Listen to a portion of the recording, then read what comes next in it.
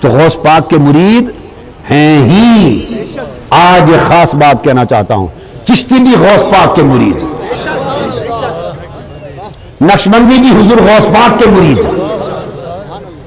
سہروردی بھی حضور غوث پاک کے مرید، رفائی بھی حضور غوث پاک کے مرید، شاذلی بھی حضور غوث پاک کے مرید، جتنے سلسلے ہوئے زمین پر ہیں سب غوث پاک کے مرید۔ اب اس نقطے کو سمجھانا ہے، آج اس نقطے کو سمجھانا ہے۔ آپ نے فرمایا قدمی ھذہ علی رقبۃ کل ولی اللہ، میرا قدم ہر ولی کی گردن پر ہے۔ ہند میں خراسان کے پہاڑ میں سلطان الہند حضرت خواجہ اجمیر سیدنا معین الدین چشتی رضی اللہ تعالی عنہ اجمیری سنجری بیٹھے مراقبے میں ہیں، ریاضت مجاہدہ مراقبہ کر رہے ہیں۔ بغداد کی سرزمین پر حضور غوث پاک رضی اللہ تعالیٰ عنہ کی آواز بلند ہوتی، قدمی ھذہ علی رقبۃ کل ولی اللہ، میرا یہ قدم ہر ولی کی گردن پر ہے۔ کلمہ ہے ہر ولی، یہ نہیں کہا کہ میرا یہ قدم ہر مرید کی گردن پر ہے، یہ میرے سلسلے کے ہر ولی کی گردن پر ہے، نہیں، ہر ولی کی گردن پر۔ قدمی ھذہ علی رقبۃ کل ولی، اللہ کے ہر ولی کی گردن پہ میرا قدم ہے۔ تو ہر ولی مرید ہو گیا یا نہیں؟ ہر ولی غوث پاک کا مرید ہوا۔ اور خدا کی قسم جو غوث پاک کی ارادت میں نہ ہو وہ ولی ہو ہی نہیں سکتا، اور جو حضور غوث اعظم کے زیر قدم ہونے کا انکار کر دے اور مرتبہ ولایت پر ہو، اگلے لمحے ولایت سلب ہو جائے گی۔ جو غوث پاک کی ارادت میں زیر قدم نہ ہو ولی نہیں ہو سکتا، اور ولی ہو اور زیر قدم ہونے کا انکار کر دے وہ ولی رہ نہیں سکتا، وہ ولی رہ نہیں سکتا۔ تو آپ نے فرمایا ہر ولی کی گردن پہ میرا قدم ہے۔ حضور خواجہ اجمیر رضی اللہ تعالیٰ عنہ خراسان کے پہاڑوں میں محو مراقبہ ہیں، آپ نے عالم کشف میں دیکھا اور سنا غوث پاک کا فرمان، آپ نے گردن سر جھکا لی اور عرض کیا یا سرکار غوث الاعظم، آپ کا قدم میری گندھوں پر ہی، گردن پر ہی نہیں، میری آنکھوں اور سر پہ بھی آپ کا قدم ہے۔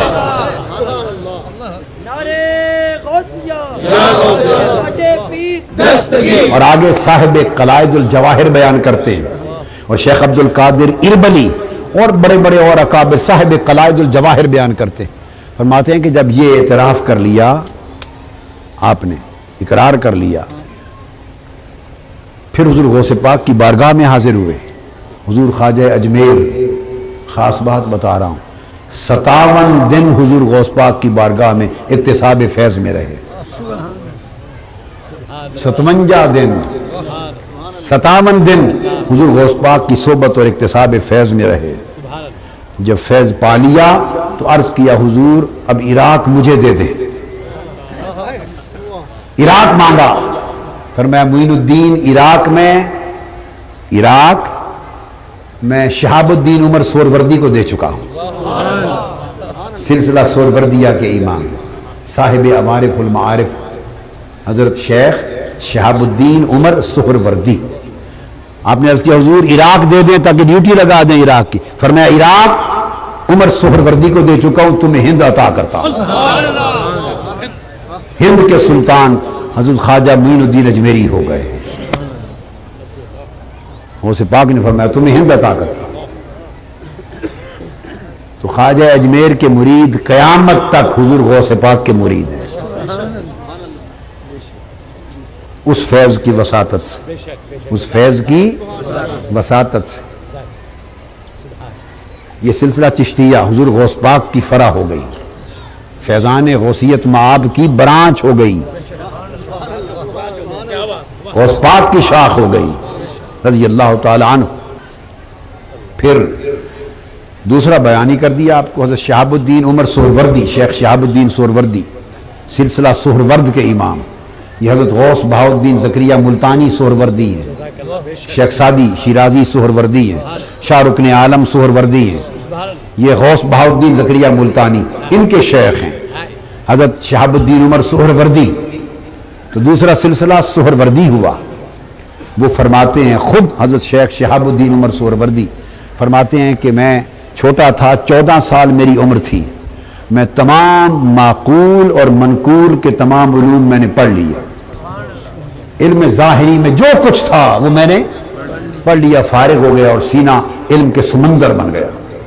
تو میرے ان کے شیخ، ان کے پیر و مرشد حضرت ابو النجیب عبد القاہر سہروردی، ان کے چچا بھی ہیں، شیخ شہاب الدین سہروردی کے چچا اور ساتھ ان کے شیخ پیر و مرشد. فرمایا وہ مجھے حضور غوث پاک میں لے گئے، حضور غوث پاک کی بارگاہ میں لے گئے. بیت اولیاء جس کی بھی ہوتے، جیسے حضور غریب نواز سلطان الہند خواجہ معین الدین اجمیری بیت خواجہ عثمان ہارونی رضی اللہ تعالیٰ عنہ سے، بیت جہاں بھی ہوتے خیرات غوث پاک کی بارگاہ سے بدستور لیتے، چونکہ یہ سب پیروں کے پیر ہیں، سب پیروں کے پیر ہیں، سب پیروں کے دستگیر ہیں. تو شیخ ان کے حضرت ابو النجیب سہروردی اور لے گئے اس آقا حضور غوث پاک کی بارگاہ. عرض کہ حضور بیٹا ہے مرید میرا، علوم سارے پڑھ لیے ہیں اس نے معقولہ منقولہ، اب فیض کے لیے آپ کی بارگاہ میں لایا. شیخ شہاب الدین سہروردی فرماتے ہیں آپ نے اپنا دست مبارک میرے سینے پہ پھیرا، سارے علوم جاتے رہے، صفایا ہو گیا. کیا صفایا؟ جیسے کوئی ڈاکٹر نثار قادری صاحب کی ڈسپینسری میں کوئی گھسے اور راتوں رات سب دوائیوں کا صفایا کر دے، ہاتھ پھیرا اور صفایا کر دیا. حضرت شہاب الدین سہروردی کے سینے کا کہتے ہیں سب علوم کا صفایا کر دیا. اور اس کے بعد پوچھا بتاؤ شہاب الدین عمر اس سوال کا جواب دو، اس کا جواب دو. فرمایا بچا ہی کچھ نہیں، جواب یاد نہیں، جو پڑھا تھا چلا گیا، اب تو کچھ بھی نہیں یاد، نہ سینے میں نہ دماغ میں. آپ مسکرا پڑے. فرمایا پریشان نہ ہو، تختی پہ کچھ نیا لکھنا ہو تو پہلے صاف کیا جاتا ہے. پہلے علم تھا اب معرفت لکھیں گے، کام آگے بڑھ گیا نا. پہلے علم تھا اب معرفت آئے گا. اس کے بعد دوبارہ دست اقدس رکھا تو فرمایا سینہ معرفت کے سمندروں سے مجزن کر دیا. ایک ہاتھ سے لا الہ مٹا دیا، ایک ہاتھ سے بھر دیا بس. تو پھر سہروردی سلسلے میں غوث بہاؤالدین زکریا سے لے کر قیامت تک جو ہوگا، جس کو حضرت شیخ سہرورد کا فیض ہے وہ دست غوثیت مآب کا فیض ہے، حضور غوث پاک کا فیض ہے. سب ان کے مرید ہو گئے. 2 سلسلے ہو گئے جی. تو سلسلہ سہروردیہ بھی غوث پاک کے درخت کی شاخ ہے. کیا؟ شجر غوثیت کی شاخ ہے. تیسرا سلسلہ نقشبندیہ، حضرت خواجہ شاہ بہاؤالدین نقشبند، حضرت بہاؤالدین شاہ نقشبند رضی اللہ تعالیٰ عنہ، صاحب قلائد الجواہر نے لکھا اور صاحب بہجت الاسرار نے. یہ امام شتنوفی شافعی، یہ محدث اور بزرگ 703 ہجری میں وفات ہوئی، 7ویں صدی کے بزرگ ہیں. آج سے 600 سال پہلے جنہوں نے یہ لکھی ہیں باتیں، آپ کی اور ہماری بنائی ہوئی نہیں ہے. وہ فرماتے ہیں کہ حضور سیدنا غوث العظم رضی اللہ تعالیٰ عنہ ایک سفر کے دوران گزرے اور بخارا کی طرف، یہ جو سینٹرل ایشیا ازبکستان ملک ہے، اس میں شہر بخارا ہے، جہاں حضرت شاہ نقشبند بہاؤالدین شاہ نقشبند ہوئے رضی اللہ تعالیٰ عنہ. اس طرف چہرہ مبارک کیا اور کھڑے ہو کے فرمایا مجھ سے 157 سال بعد اس بخارا شہر میں میرا بیٹا بہاؤالدین پیدا ہوگا. فرمایا اس کو اس کے فیض کا حصہ ایڈوانس دیے جا رہا ہوں، اس کے پیدا ہونے سے پہلے، اس کے پیدا ہونے سے پہلے 157 سال بعد آئے گا، اس کو فیض دے کے جا رہا ہوں. حضرت شاہ نقشبند جب آئے 157 سال بعد تو حضور غوث پاک کے فیض سے معمور آئے. تو سلسلہ نقشبندیہ جس میں حضرت شاہ نقشبند کا فیض ہے وہ بھی حضور غوث پاک کے شجر ولایت کی شاخ ہے، وہاں بھی غوث پاک کا فیض ہے. اس لیے کیوں نہ کہیں پکارو ہر گھڑی یا غوث اعظم، پکارو ہر گھڑی یا غوث اعظم، کہو نا پکارو ہر گھڑی یا غوث اعظم. ہر کوئی پکار رہا ہے، اولیاء پکار رہے ہیں، سلطان ہند پکار رہے ہیں، سلطان بخارا پکار رہے ہیں، سلطان بغداد پکار رہے ہیں، ہر کوئی پکار رہا ہے، پکارو ہر گھڑی یا غوث اعظم۔ وہ فیض پایا۔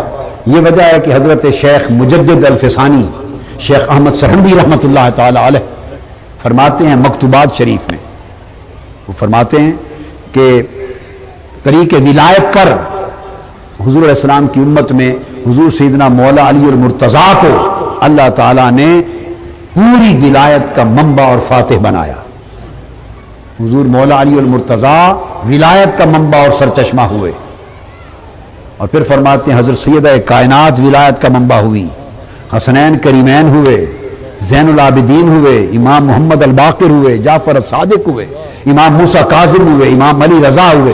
فرماتے ہیں یک ایک بعد دیگرے 11 امام آئے تھے حضور غوث پاک سے پہلے، تو وہ ائمہ اطہار اہل بیت حضور مولا علی المرتضیٰ کی اتباع میں، یہ کون کہہ رہا ہے؟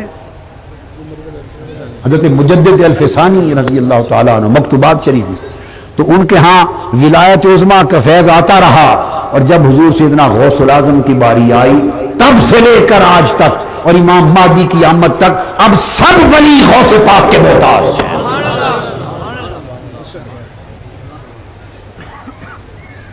اب سب کو غوث پاک کا فیض ہے، سب غوث پاک کے فیض سے ہو رہے ہیں۔ اور حضرت شاہ ولی اللہ محدث دہلوی فرماتے ہیں، بلکہ ان کے پوتے شاہ اسماعیل دہلوی وہ لکھتے ہیں کہ قیامت تک کوئی ولی ولی نہیں بن سکتا جب تک دفتر رسالت میں اس کی ولایت پر حضور سیدنا غوث الاعظم اور مولا علی شیر خدا مور نہ لگا دیں۔ یہ شاہ اسماعیل دہلوی لکھتے ہیں حضور غوث پاک کی مور کے بغیر کوئی ولی نہیں بن سکتا رضی اللہ تعالی عنہ۔ اب سب ولیوں کا مرجع غوث پاک ہو گئے رضی اللہ تعالیٰ عنہ۔ تو میں بات کر رہا تھا حضرت مجدد الفسانی کی، سلسلہ نقشبندیہ کے امام، تو سارا فیض غوث پاک کا آیا، تو تمام سلاسل شجر ولایت غوث الاعظم کی شاخیں ہیں۔ آپ تو اتنے ہی سلسلوں سے واقف ہیں، عالم عرب میں 2 سلسلے اور بہت مشہور ہیں، باقی پھر سب برانچز ہیں، باقی ذیلی برانچز ہیں۔ 2 بہت بڑے معروف سلسلے چلتے ہیں عالم عرب میں، ایک طریقہ شاذلیہ، عرب میں جدھر جائیں کثرت سے طریقہ شاذلیہ ملتا ہے، مگر آج شاذلیوں کو معلوم نہیں کہ شاذلی بھی غوث پاک کی ولایت کے درخت کی شاخ ہے۔ ہر شاذلی کو نہیں معلوم، اہل علم کو، اہل تحقیق کو تو معلوم ہوتا ہے۔ امام ابو الحسن شاذلی جن کا وظیفہ حزب البحر، بڑے بڑے اولیاء اور عرفاء پڑھتے ہیں حزب البحر، امام ابو الحسن شاذلی یہ مغرب میں ہوئے ہیں، مزار مبارک ان کا مصر میں ہے، مزار مبارک ان کا مصر میں ہے، اسکندریہ کے پاس۔ آگے وہ مرید اور خلیفہ ہیں حضرت ابو مدین غوث المغربی کا، امام ابو الحسن شاذلی حضرت ابو مدین غوث المغربی۔ مغرب ایک ملک ہے نا، مراکش، یہ کاسا بلانکا، رباط، وہ سارے شہر اس ملک کو مغرب کہتے ہیں۔ اس ملک مغرب کے رہنے والے ہیں، اس لیے نام ہے ابو مدین، درجہ غوث کا تھا، ابو مدین غوث المغربی۔ امام ابو الحسن شاذلی ان کے مرید ہیں۔ اب سمجھے، امام ابو الحسن شاذلی ان کے مرید اور خلیفہ ہیں حضرت ابو مدین، شیخ ابو مدین غوث المغربی کے، اور حضرت شیخ ابو مدین غوث المغربی خلیفہ سرکار غوث الاعظم رضی اللہ تعالیٰ۔ تو شاذلی کیا ہوئے؟ کیا ہوئے؟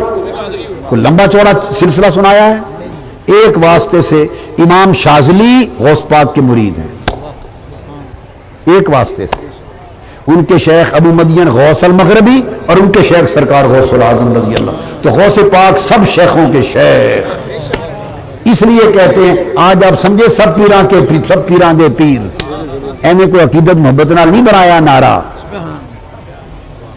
ایویں نہیں بنایا کہ سب پیراں دے پیر۔ حقیقت یہ ہے کہ کائنات کے کل پیروں کے پیر، اب سب کے پیر تو ثابت کر کے بتا دیے آپ کو، گن گن کے بتا دیے۔ اور شیخ ابو مدین غوث المغربی حضور غوث پاک کی غلامی میں کہاں آئے؟ حج کے دوران مینا میں، دوران حج مینا کے میدان میں تھے، حضور غوث پاک کی غلامی میں آئے، اور پھر آپ نے اپنے مریدوں کو بھیجا بغداد جاؤ، میرے شیخ کی صحبت میں فیض پاؤ۔